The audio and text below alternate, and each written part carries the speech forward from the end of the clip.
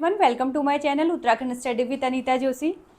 Actual में हमने जो है चंद डायनेस्टी की दो पार्ट 1 पार्ट 2 आप लोगों ने देख ली होगी, तो लेकिन ये जो है एक्चुअल में बनी एक ही वीडियो थी, अपलोड नहीं हुई, तो फिर उसे बीच में से कट करके जो है आपके डालने पड़े थे। और लास्ट में भी उसमें ये हुआ कि माइक में शायद बैटरी नहीं थी, तो लास्ट में वॉइस नहीं आई। तो आज हम जो है बालो कल्याणचंद चतुर्थ से कंटिन्यू करते हैं, ठीक है। और जो है आज हम जो एडमिनिस्ट्रेशन है उसे हम पूरा देख लेंगे। तो स्टार्ट करते हैं हम आज बालो कल्याणचंद से। और हाँ, उसमें जो है एक आपका बाज बहादुर चंद नहीं, गरुड़ ज्ञानचंद भी छूटा हुआ है, तो वो भी हम आज देख लेंगे, डिस्कस कर लेंगे बाज बहादुर चंद भी, ठीक। तो पहले जो है हम कल्याणचंद चतुर्थ जो हमारा लास्ट जहाँ से हमारी वॉइस गई थी वहाँ से हम स्टार्ट करते हैं।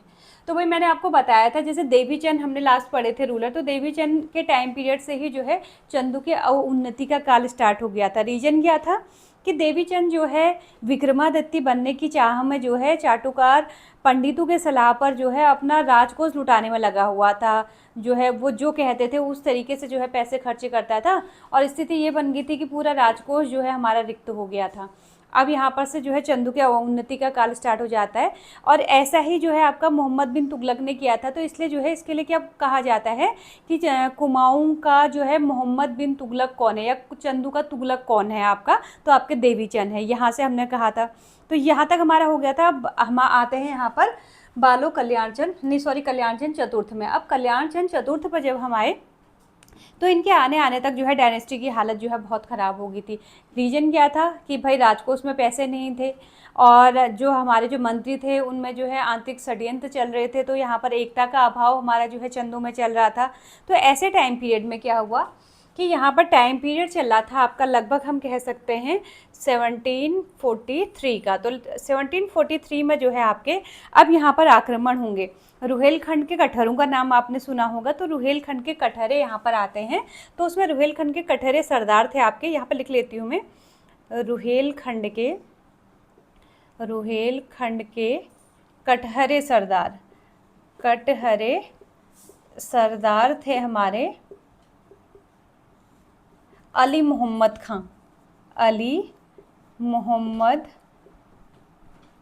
खां, ठीक। तो ये जो है आपके कटहरे सरदार हैं। इन्होंने जो है आपका अल्मोड़ा यानी कि आपका कत्यूरी घाटी में इन्होंने आक्रमण किया। तो हम यहाँ पे लिख देते हैं अल्मोड़ा क्षेत्र पर आक्रमण किया, अल्मोड़ा क्षेत्र पर आक्रमण किया। और इसी समय जो है आपके अवध के नवाब थे आपके मैसूर अली खां। तो यहाँ पर जो है इसी समय आपके अवध नवाब मैसूर अली खां, तो इन्होंने जो है तराई क्षेत्र पर आक्रमण कर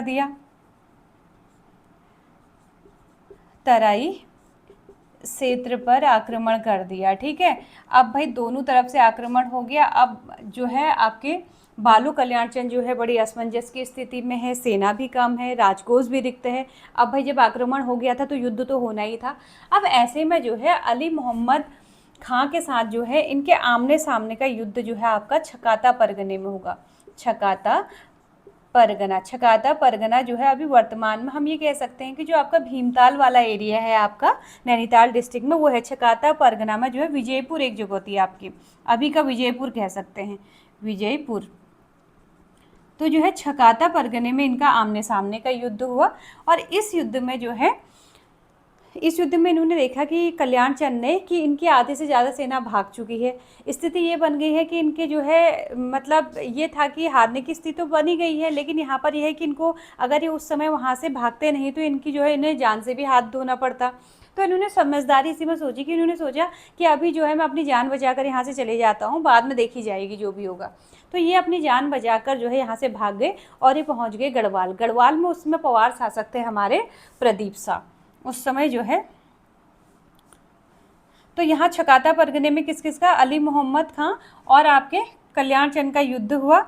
इस युद्ध में अली मोहम्मद खां की जीत हुई, हो गई, ठीक। अब यहाँ से जो है आपका जो कल्याणचंद है, ये पवार शासक जो है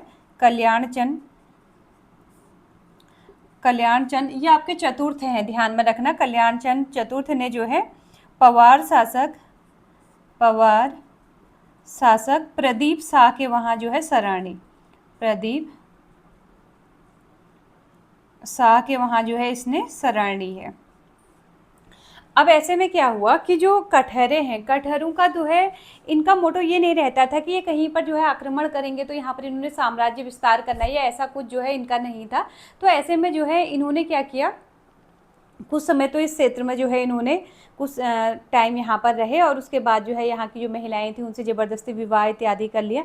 आज भी अल्मोड़ा वाले क्षेत्र में जो मुस्लिम हैं वो किसके वंशज हैं, इन्हीं कटहरों के वंशज हैं। ठीक, तो भाई अब इसके बाद क्या हुआ कि इन्होंने जो है, अब इनको जाना था यहाँ से वापस, तो इन्होंने कल्याण चंद को मैसेज भेजा कि अगर आपको अपना क्षेत्र वापस चाहिए तो आप 3 लाख रुपए हमें दे दो और जो है अपना क्षेत्र वापस ले लो।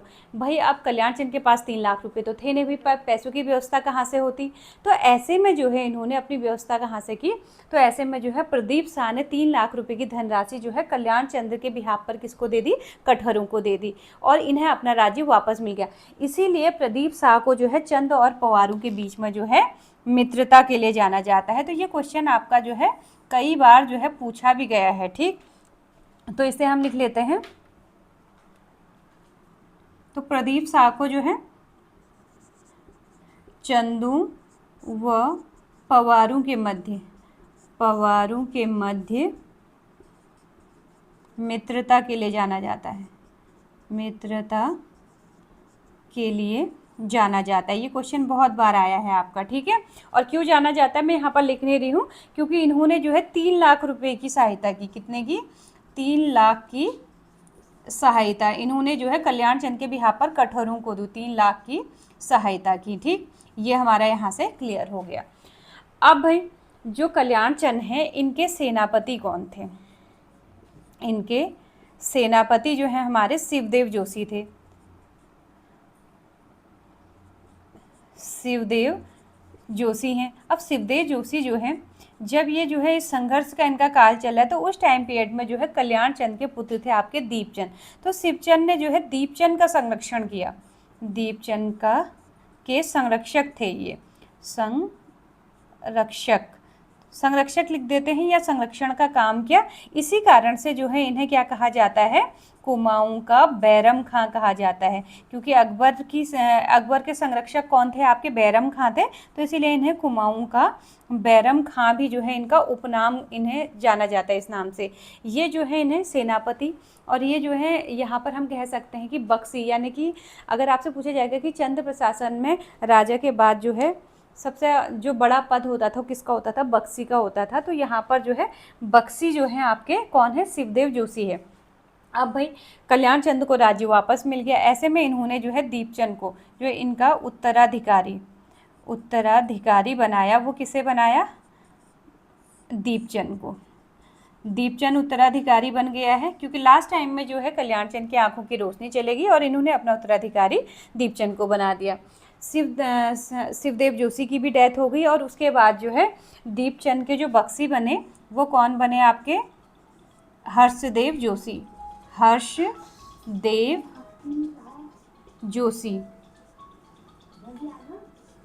हर्षदेव जोशी जो है इनके जो है बख्शी बन गए। ठीक है, अब यहाँ पर जो है हर्षदेव जोशी को क्या कहा जाता है, हर्षदेव जोशी को जो है कुमाऊं का अलवौरविक कहा जाता है, यानी कि युद्ध से पहले युद्ध करवाने वाले जो हैं इसको कहा जाता है।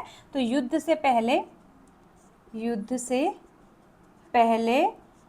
युद्ध करवाने वाले। ठीक है, तो यानी कि कुमाऊं का इनके उपनाम यहाँ पर लिख देती हूँ, इन्हें कुमाऊं का अलवौरविक कहा जाता है। ये जो है इन्हें डब्ल्यू फ्रेचर और हियर्सी ने कहा, फ्रेचर व हियर्सी ने कहा है, हियर्सी ने। ठीक, इसके अलावा जो है इन्हें कुमाऊं का चाणक्य कहा जाता है, कुमाऊं का चाणक्य भी इन्हें कहा जाता है। इन्हें किंग मेकर ऑफ कुमाऊं कहा जाता है, किंग मेकर ऑफ कुमाऊं कहा जाता है। ठीक, कुमाऊं इन्हें कहा जाता है। तो ये इनके उपनाम है, ये भी आप ध्यान में रखेंगे। अब देखिए इसके बाद क्या हुआ। इसके बाद ऐसा हुआ कि जो दीपचंद थे वो राजा बन गए, लेकिन ये बात जो है कुछ बुक्स में लिखा हुआ है कि जो मोहन चंद है वो इनके कजन ब्रदर थे, यानी चचेरे भाई थे। कुछ बुक में लिखा है कि इनके कोई मतलब चंदू से रिलेटेड वो नहीं थे, वो जो है इनकी सेना में ही, मतलब इन्हीं की सेना से ही संबंधित कोई थे, लेकिन स्ट्रॉन्ग थे। तो इस वजह से जो है अब यहाँ पर जो है राजा कमज़ोर पड़ चुका है, इनकी सेना ज़्यादा इनसे शक्तिशाली हो गई है। तो ऐसे में जो है मोहन चंद, जो मोहन है, मोहन सिंह था वैसे ये, मोहन सिंह ने जो है खुद को जो है चंद घोषित किया और जो है इनको बंदी बना लिया। चलो स्टोरी जो भी थे, लेकिन फाइनली जो है मोहन चंद ने क्या किया, दीपचंद और यहाँ जो है हर्षदेव को बंदी बनाया और सीरागढ़ के किले में डाल दिया। क्वेश्चन आपका ये भी बनता है कि वो कौन सा चंद्रवंशी रूलर है जिसे जो है सीरागढ़ के किले में बंद कर दिया गया था, कैद कर दिया गया था। तो वो आपके कौन है, दीपचंद है, ये भी ध्यान में रखेंगे। अब भाई क्या हुआ कि मोहन चंद ने जो है इन दोनों को बंदी बनाया, सीरागढ़ के किले में डाल दिया। अब भाई यहाँ पर राजा कौन बन गया, आपका मोहन चंद बन गया, और ये लोग चले गए यहाँ सीरागढ़ के किले में। अब जो है यहाँ से हर्षदेव जोशी यहाँ से स्वतंत्र होने का प्रयास करेगा, और ये जो है एक पत्र लिखता है किसे, ललित शाह को, पवार शासक हैं आपके ललित शाह को, और कहता है कि हमें जो है बंदी बनाकर ऐसे ऐसे जो है कैद कर दिया गया है, कुमाऊं पर जो है आक्रमण करने की सही अनुकूल स्थिति है, अगर आपको आक्रमण करना है तो आप यहाँ पर आक्रमण कर सकते हैं। कैसे आक्रमण करना है, क्या करना है, इसका सुझाव मैं आपको दूंगा। ये कहकर जो है हर्षदेव जोशी एक पत्र लिखता है ललित शाह को। तो ललित शाह जो है यहाँ पर आते हैं और आक्रमण करते हैं। फिर अब इनका युद्ध होगा बग्वाली पोखर का 1779 में। ठीक है, पहले मैं इसे इरेज कर लेती हूँ, इतना आप लोगों ने लिख लिया होगा तो इसे मैं इरेज भी कर देती हूँ, तो यहाँ पर से आप देख लेंगे। तो अब जो है हम आक्रमण कर लेते हैं। तो आक्रमण वाला हम लिख लेते हैं, एक फ्लो चार्ट के थ्रू जो है हम इसे देखेंगे अभी। तो इसमें जो है हम पहले देखेंगे कि किस तरीके से जो है आक्रमण होगा और किस तरीके से कौन कौन से आक्रमण होंगे। अब बस हम जो आगे वाले जो रूलर है, हमने बस फ्लो चार्ट के थ्रू देखना है कि किसका युद्ध किससे हुआ और जो है कौन युद्ध में जीता। तो ये हमने बस अब लास्ट के हमारे रूलर चल रहे हैं इसमें। ठीक है, तो भाई स्टार्ट करते हैं। अब हम यहाँ से दीपचंद बन गए हमारे राजा, दीपचंद राजा बने हैं। तो दीपचंद को जो है यहाँ पर मोहन चंद ने सीरागढ़ में कैद कर लिया, सीरागढ़ के किले में कैद कर लिया। ठीक है, मैं शॉर्ट में लिख रही हूँ। अब यहाँ पर जो है अब होगा युद्ध। ठीक है, ये युद्ध कैसे होगा, हर्षदेव के आमंत्रण पर। मैंने स्टोरी आपको बता दी है, हर्षदेव के आमंत्रण पर। और युद्ध कब होगा आपका, 1779 AD में, और ये युद्ध है आपके बग्वाली पोखर। ये ईयर याद कर लेना। अभी लास्ट के जो ईयर है बहुत इंपॉर्टेंट है आपके। ठीक है, ये है बग्वाली पोखर का युद्ध, बग्वाली पोखर का युद्ध है। युद्ध किस किस के बीच में होगा, युद्ध होगा पवार शासक हैं ललित शाह के बीच में, ललित शाह और आपके जो है मोहन चंद के बीच में। अब यहाँ पर मोहन चंद की जो है क्या हो जाएगी, मोहन चंद की हार होगी। और अब ललित शाह जो है, अब यहाँ पर ललित शाह तो भाई पवारों के राजा हैं, वो कहाँ रूल करने जाना है, उनने श्रीनगर जाना है। अब यहाँ पर ललित शाह के 4 बेटे हैं। 4 बेटे कौन कौन हैं, जयकृत शाह हैं, प्रद्युम्न शाह हैं, पराक्रम शाह हैं और प्रीतम शाह हैं। तो भाई अब इसके बाद जो अगले राजा होंगे ललित शाह के बाद, वो कौन होंगे, जयकृत शाह होंगे। अब यहाँ जो है उन्हें पता है कि अब गढ़वाल में किसको राजा बनना है, जयकृत शाह को। तो उसके बाद वाले बेटे जो प्रद्युम्न शाह हैं, तो प्रद्युम्न शाह को जो है प्रद्युम्न चंद यानी कि दीपचंद का दत्तक पुत्र घोषित करते हैं और यहाँ का जो है राजा बना देंगे। तो यहाँ पर इनका पुत्र है आपका प्रद्युम्न शाह। प्रद्युम्न शाह जो है आपका दीपचंद के दत्तक पुत्र के रूप में, यानी कि प्रद्युम्न चंद के नाम से जो है यहाँ पर बन गया राजा। क्वेश्चन पूछा जाता है वो कौन सा रूलर है जिसने कुमाऊं और गढ़वाल जो है दोनों जगहों पर रूल किया। तो कुमाऊं में जो है ये राजा कब से कब तक बना है आपका, 1779 से लेकर 1786 तक जो है ये कुमाऊं के राजा बने रहे। उसके बाद जो है ये कहाँ जाएंगे, ये जाएंगे गढ़वाल। गढ़वाल में जो है जब जयकृत शाह की डेथ होगी तो ये 1786 में जाएंगे और फिर खुरबड़ा के युद्ध में ये मारे जाएंगे। ठीक है, तो यहाँ तक जो है गढ़वाल में रूल करेंगे। तो ये दोनों प्लेस पे कुमाऊं और गढ़वाल में जो है रूल करने वाले आपके एकमात्र रूलर हैं आपके। ठीक, ये हमारा क्लियर हो गया। अब देखिए टाइम पीरियड था आपका 1786 का। अब यहाँ पर जो है जयकृत शाह, जो इनके बड़े भाई हैं, जयकृत शाह की जो है रघुनाथ मंदिर में जो है इन्होंने समाधि ले ली थी, तो इनकी मृत्यु हो गई। ठीक है, और उसके बाद जो है ये आप कहाँ चले गए, प्रद्युम्न शाह चले गए श्रीनगर। अब यहाँ पर एक बार गद्दी फिर से खाली मिल गई, किसे, मोहनचंद ने खाली गद्दी देखी और फिर से जो है राजा कौन बन गया यहाँ पर, मोहनचंद। मोहनचंद जब यहाँ से ना, मोहनचंद जब यहाँ ललित शाह से हारा हुआ था, तो उस समय जो है इसने रामपुर के नवाब थे, रामपुर के नवाब फैजुल्ला खां के वहाँ शरण ली थी, फैजुल्ला खां के पास जो है उसने शरण ली हुई थी। अब फिर से देखो कौन राजा बन गया यहाँ पर, मोहनचंद राजा बन गया। अब भाई फिर से यहाँ पर युद्ध होगा। अब हर्षदेव जोशी कहते हैं भाई इतना मैंने जो है संघर्ष किया, उसके बाद फिर से मोहनचंद जो है राजा बन गया। अब युद्ध यहाँ पर कब होगा, आपका टाइम पीरियड है 1786 में। 1786 में जो है अब युद्ध होगा आपका पाली गांव का युद्ध, पाली गांव का युद्ध। ये युद्ध जो है आपका, एक और आपके जो है मोहनचंद होंगे, मोहनचंद एक तरफ, और दूसरी ओर जो है आपके कौन होंगे, दूसरी ओर होंगे हर्षदेव जोशी, हर्षदेव जोशी होंगे। तो यहाँ पर भी जो है हर्षदेव जोशी की जीत होगी और आपके जो है मोहनचंद की हार होगी। ठीक, मोहनचंद की हार हो गई। अब हर्षदेव जोशी जो है यहाँ पर अगला राजा किसे बनाएगी, अगला राजा बनेगा यहाँ पर शिवचंद। शिवचंद यहाँ पर अगला राजा बन गया। अब ये शिवचंद जो है दमदार राजा नहीं था, कोई ज़्यादा पावर नहीं थी, बस ये हर्षदेव के हाथ की कठपुतली थी। तो इसे जो है मिट्टी का महादेव कहा जाता था, इसे कहा जाता था मिट्टी का महादेव, इसे कहा जाता था। तो फिर जो है इस स्थिति का फ़ायदा उठाया, फिर से जो है यहाँ पर युद्ध हो गया। इस युद्ध में एक और थे आपके मोहनचंद, यहाँ पर जो है एक और मोहनचंद हैं और लाल सिंह इनके भाई हैं, इनका बेटा महेंद्र चंद है, महेंद्र चंद है, और आपका जो है फैजुल्ला खां जो कि रामपुर का जो है नवाब है आपका फैजुल्ला खां। और दूसरी ओर कौन थे आपके, दूसरी ओर थे आपके शिवचंद थे। तो यहाँ पर जो है शिवचंद की हार हुई और ये लोग जो है यहाँ पर जीत गए। लेकिन इस बार जो है लाल सिंह की सलाह पर सलाह दी गई मोहनचंद को कि आप जो है अब राजा मत बनिए, क्योंकि आप के साम्राज्य में जो है कुछ ठीक ठाक नहीं हो रहा है। उसे ने मतलब सलाह दी, एडवाइज किया कि अब ऐसा करो कि जो राजा बनाना है नेक्स्ट ईयर किसको बनाओ आप, महेंद्र चंद को। तो अब जो है जो राजा बनेगा वो कौन बनेगा, राजा बनेगा अब महेंद्र चंद, महेंद्र चंद्र। और क्वेश्चन क्या पूछा जाता है आपसे, चंद वंश का अंतिम राजा कौन था। तो ये चंद वंश का जो है आपका अंतिम राजा है। ठीक है, अंतिम राजा यानी आपका 61वां राजा है ये। ठीक, अंतिम राजा है ये चंद वंश का, ये क्वेश्चन पूछा गया है।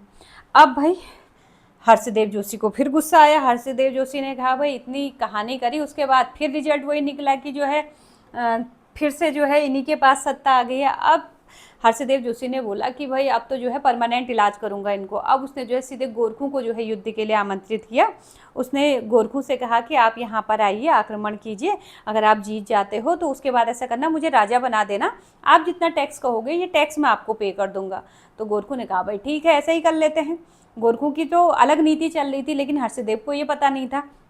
अब यहाँ पर क्या हुआ कि जो है गोरखों ने यहाँ पर आक्रमण किया। टाइम पीरियड क्या था आपका, टाइम पीरियड था आपका 1790 AD और यहाँ पर होगा हवलबाग का युद्ध, हवलबाग का युद्ध।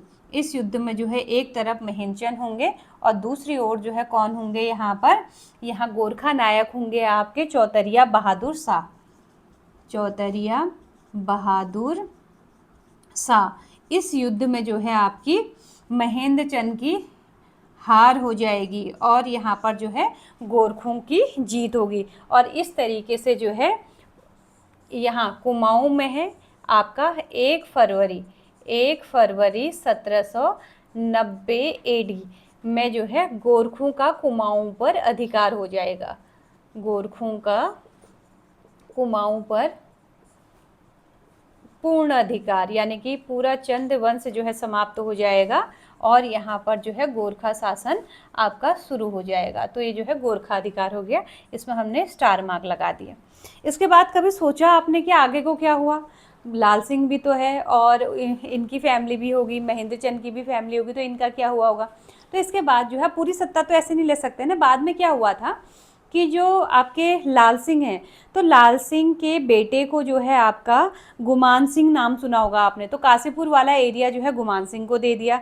इनके नाम से जो है लोक रत्न पंत, जो कि आपके गुमान कवि के नाम से, गुमानी कवि के नाम से जाने जाते हैं, उनके राज कवि, राज दरबारी कवि थे, तो उन्हीं के नाम पर जो है उनका गुमानी कवि नाम पड़ा था। तो गुमानी सिंह को जो है काशीपुर वाला एरिया दे दिया।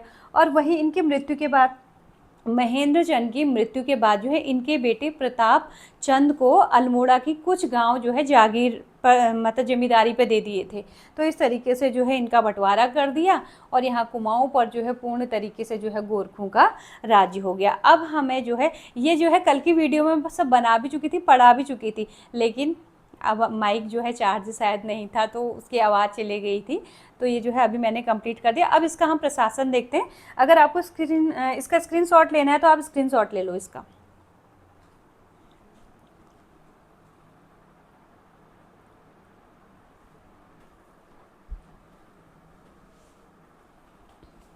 तो अब देखिए प्रशासन हम करेंगे। तो चंद प्रशासन में चाहे हम प्रशासन कोई भी देखें तो जो कार्यकारी अधिकारी यानी एग्जीक्यूटिव हेड होगा, कार्यकारी मुखिया होगा, वो कौन है? राजा आपका होगा। ठीक है। अब राजा जो है, राजा का पद क्या है? वंशानुगत है। वंशानुगत है यानी राजा के बाद जो है इसका बेटा आपका जो है राजा बनेगा। राजा प्रजा हितैषी होता था, प्रजा के हित में कार्य करने वाला होता था और इसके द्वारा जो है अपने मंत्रियों की नियुक्ति होती थी, मंत्रियों की नियुक्ति करता था। राज्य का सबसे बड़ा न्यायाधीश होता था, राज्य का सबसे बड़ा न्यायाधीश है, ये न्यायाधीश है। ठीक है। तो ये सारे काम जो है कौन करेगा? राजा करेगा। तो कार्यकारी अधिकारी आपका मुखिया कौन हो गया? राजा हो गया। ठीक है। ज़्यादा डिटेल में नहीं करवाऊंगी, मेंस का आपका टॉपिक है। अब यहाँ पर मंत्री कौन कौन है जिनकी नियुक्ति करेगा? मंत्रियों में देखिए जो अगला उत्तराधिकारी होगा उसे नियुक्त करेगा, दीवान नियुक्त करेगा, मंत्री यानी बख्शी को नियुक्त करेगा, यानी कि जो मेन पद होते थे मंत्रियों के, कौन नियुक्त करेगा? राजा नियुक्ति करेगा। अब यहाँ पर जो है परामर्शदाता कौन थे यहाँ पर? मेहरा और फर्त्याल। मेहरा व फर्त्याल जो है परामर्शदात्री थे। ठीक है। अब यहाँ पर जो है आपके दीवान के अधीन कौन थे? आपके जो दीवान की नियुक्ति की है, दीवान के अधीन जो है आपके सचिव थे और यहाँ पर जो है जो मंत्री, सचिव व मंत्री थे और मंत्रियों की कम से कम जो संख्या थी वो कितनी थी? आपकी 10 थी। ठीक। अब देखेंगे, अब यहाँ पर एक क्वेश्चन पूछा जाता है, चंदू के प्रशासन को जो है बद्रीदत्त पांडे ने जो है इनकी शासन व्यवस्था को जो है पंचायती व्यवस्था कहा है। तो ये जो है आपका स्टेटमेंट आता है कि जो है किसके द्वारा कहा गया? तो इनकी शासन व्यवस्था को यहाँ पर हम लिख देते हैं बद्रीदत्त पांडे के अनुसार, बद्रीदत्त पांडे के अनुसार इनकी यानी कि चंदू की, इनकी शासन व्यवस्था को पंचायती राज, ये क्वेश्चन आया हुआ है, पंचायती राज कहा गया है। ठीक है। ये आप ध्यान में रखेंगे, इसको जो है पंचायती राज किसने कहा है? बद्रीदत्त पांडे ने कहा है। अब यहाँ पर जो है इन्होंने जो स्थानीय लोग थे, स्थानीय लोगों को प्रशासन का हिस्सा बनाया था, स्थानीय लोगों को प्रशासन का हिस्सा बनाया है। अब कैसे बनाया है? प्रशासन का हिस्सा। तो इसमें कुछ ग्रुप इन्होंने बनाए थे, वो ग्रुप ऐसे पूछा जाता है कि इसका संबंध जो है कौन सी डायनेस्टी से है, तो ये ध्यान में रखना है। तो ये ग्रुप कौन कौन से थे आपके? पंचथोक आपने सुना होगा, पंचथोक। तो पंचथोक में कौन थे आपके? पंचथोक में आपके मेहरा, फर्त्याल, देव, ढेक, करायत थे। ठीक है। पंचथोक हो गया आपका एक। दूसरा जो है आपके चार बूढ़ा में वही लोग थे जो कि आपके चाराल ग्रुप में हैं। जैसे आपके कौन कौन थे?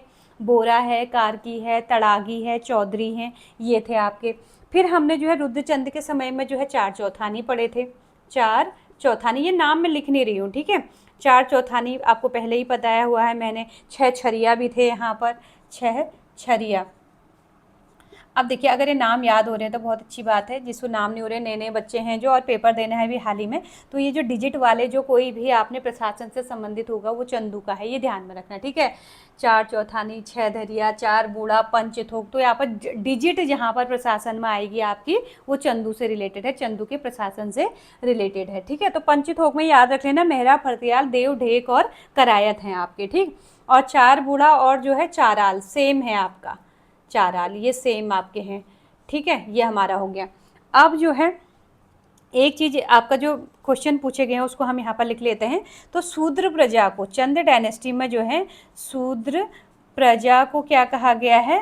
पौरी 15 विश्वा, पौरी 15 विश्वा कहा गया है, ठीक है, विश्वा। और इन्हीं के प्रशासन को, यानी कि इनकी पंचायती जो व्यवस्था है इसको जो है पंचनवीसी भी कहा गया है। इसको जो है क्या, इनकी पंचायत व्यवस्था को, पंचायती व्यवस्था को जो है आपका पंचनवीसी भी कहा गया है, पंचनवीसी। अगर आपसे पूछा जाएगा कि पंचनवीसी का संबंध किससे है, तो ये जो है आपका किससे है?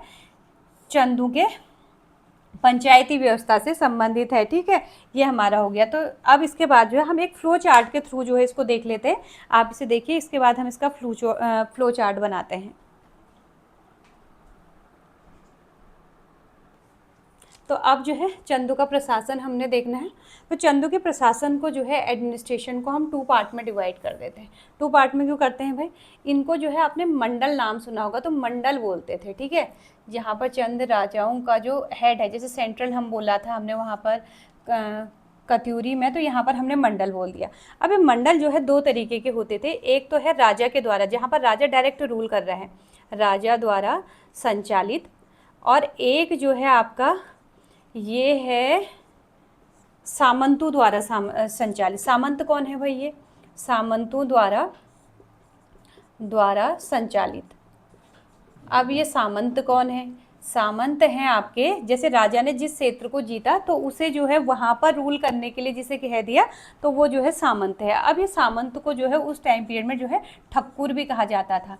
कहा जाता था कि ये ठक्कुर जो है आपके राजा से भी ज़्यादा क्रूर होते थे। भाई राजा तो प्रजा हितैषी है, प्रजा के हित में काम करेगा, कभी टैक्स नहीं भी दे पाए तो जो है सिंपैथी दिखाकर माफ़ भी कर देगा। लेकिन ये ठक्कुर जो होते थे, राजा के द्वारा जीते गए क्षेत्र दिए हैं, इसलिए राजा को भी टैक्स देना है। अब ये एनी हाउ जो है उस क्षेत्र से जो है टैक्स कलेक्ट करेगा। तो ये राजा के कंपैरिजन में क्या होते थे? क्रूर होते थे। अब राजा को क्या फ़ायदा है इससे?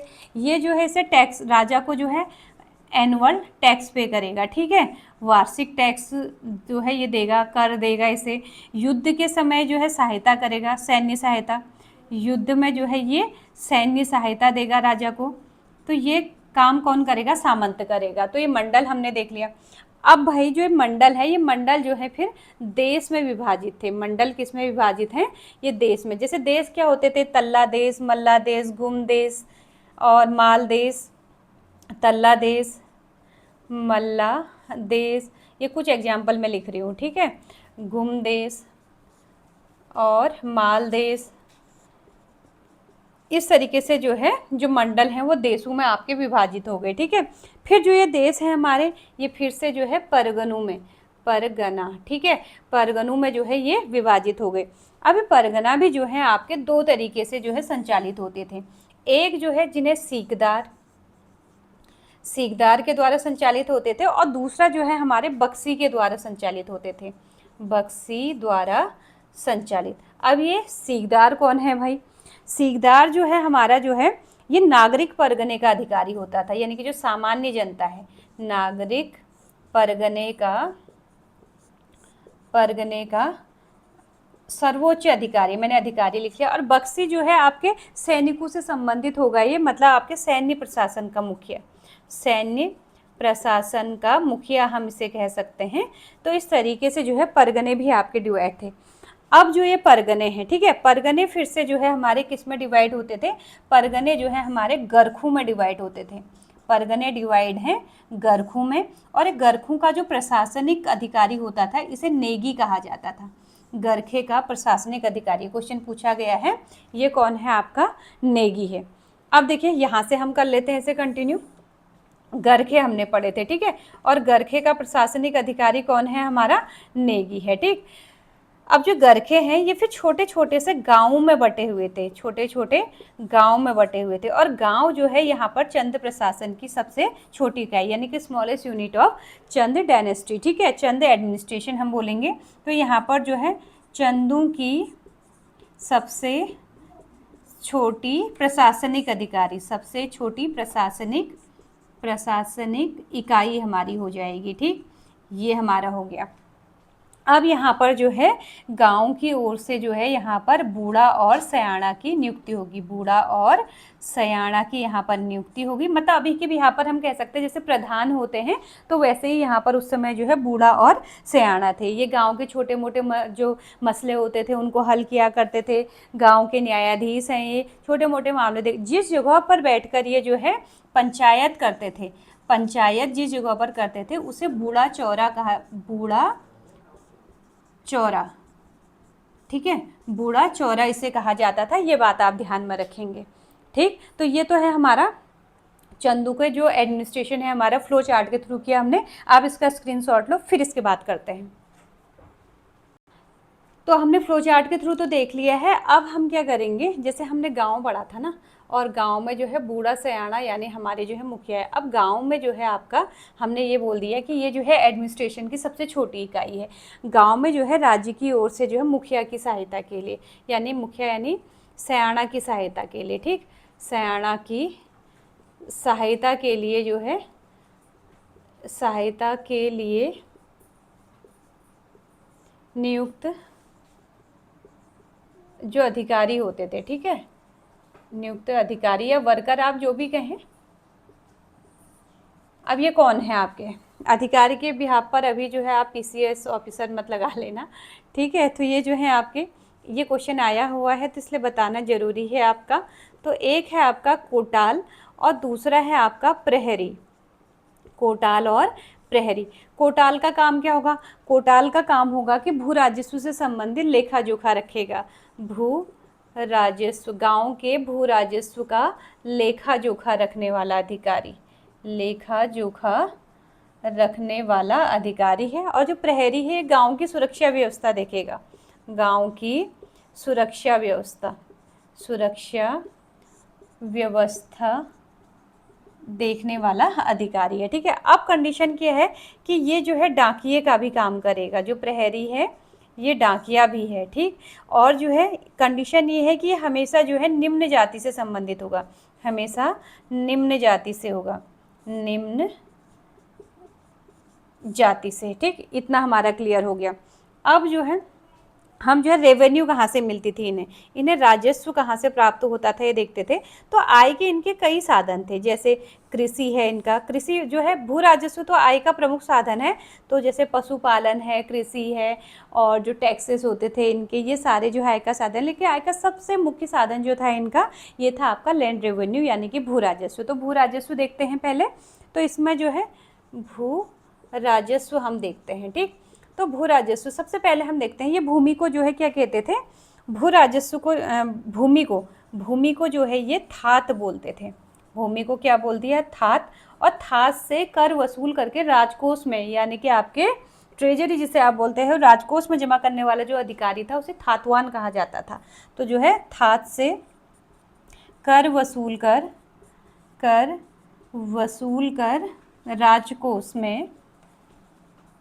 राजकोष में जमा करने वाला अधिकारी, में जमा करने वाला जो अधिकारी है इसे कहा जाता है आपका थातवान, थातवान, ये याद रखेंगे। अब कर कितना लिया जाता, पहले कर कैसे लिया जाता था? कर जो है, कर माप के आधार पर, माप के आधार पर लिया जाता था, आधार पर लिया जाता था। कितना लिया जाता था? कर जो है उपज का 1/6 पार्ट, 1/6 भाग लिया जाता था, ये ध्यान में रखेंगे। और जिसे जो है गल्ला छड़ाहा कहा जाता था, इसे क्या कहा जाता था?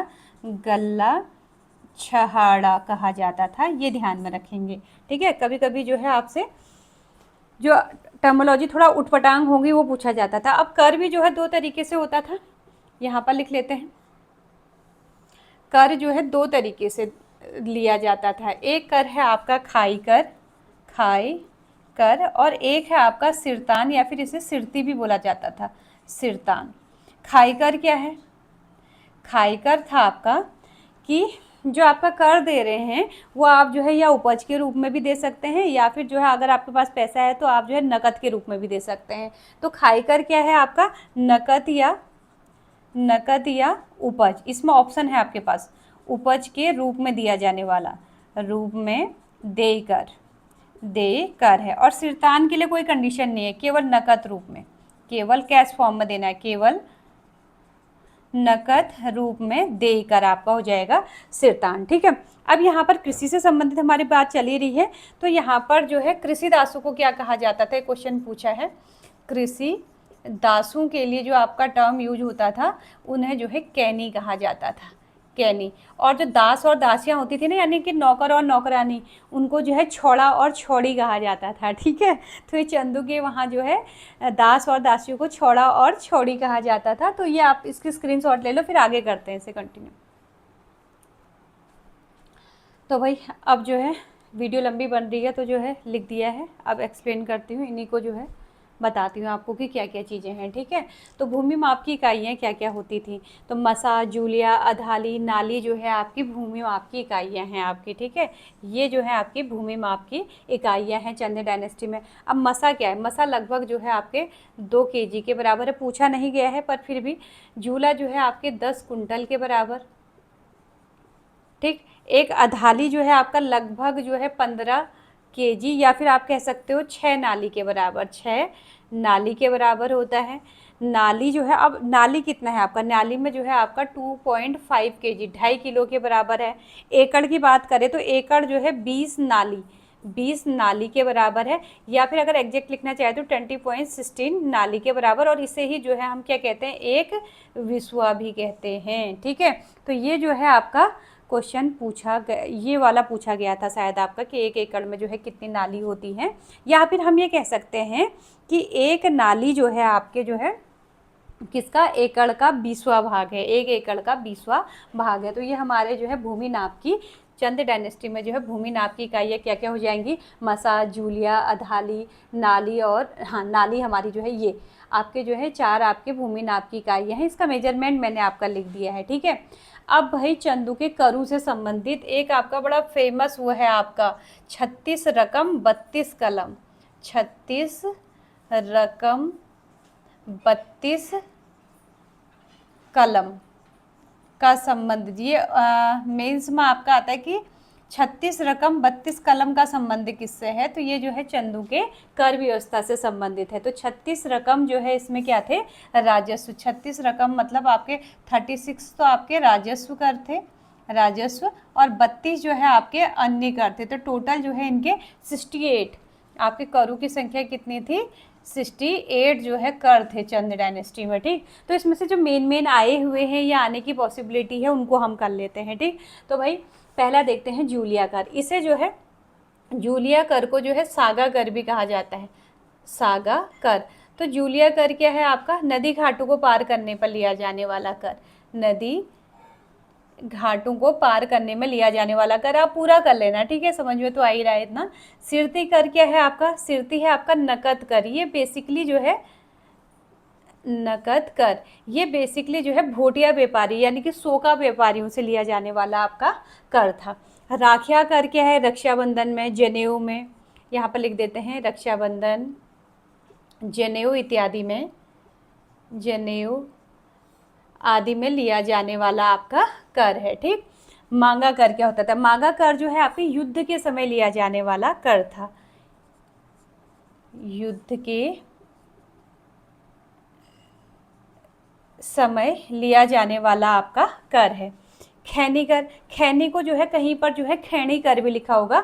तो ये क्या है? एक तरीके का बेगार, कूली बेगार कर, कूली बेगार बेगार कर लिख देंगे, कूली भी नहीं, बेगार कर। बेगार का मतलब क्या है कि मतलब अवैतनिक श्रम, आपसे काम करवाया जाएगा लेकिन उसके एवज में आपको पैसा नहीं दिया जाएगा, तो उसे जो है बेगार कर हम कहेंगे, ठीक है। बैकर क्या है?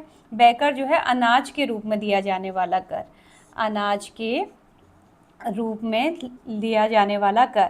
कटक कर क्या है? युद्ध के समय सेना के लिए लिया जाने वाला कर, सेना के लिए लिया जाने वाला कर आपका है। टान कर, ये जो है आपके बुनकरों से लिया जाने वाला, जो आपके सूती बुनकर हैं, दन, चुटके, थुलमा आदि जो बनाते थे, उन बुनकरों से लिया जाने वाला कर है, बुनकरों से लिया जाने वाला कर।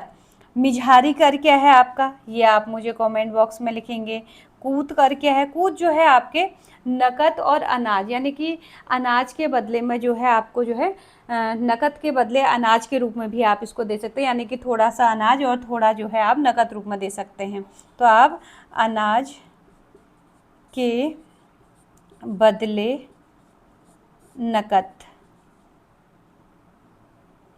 नकद के रूप में दिया जाने वाला आपका जो कर है ये कूद कर है, ठीक है। भेंट कर, अब आपके राज्य में जो है राजा या राजकुमार कोई आ गए तो उन्हें उपहार के रूप में दिया जाने वाला जो कर है ये है आपका भेंट कर।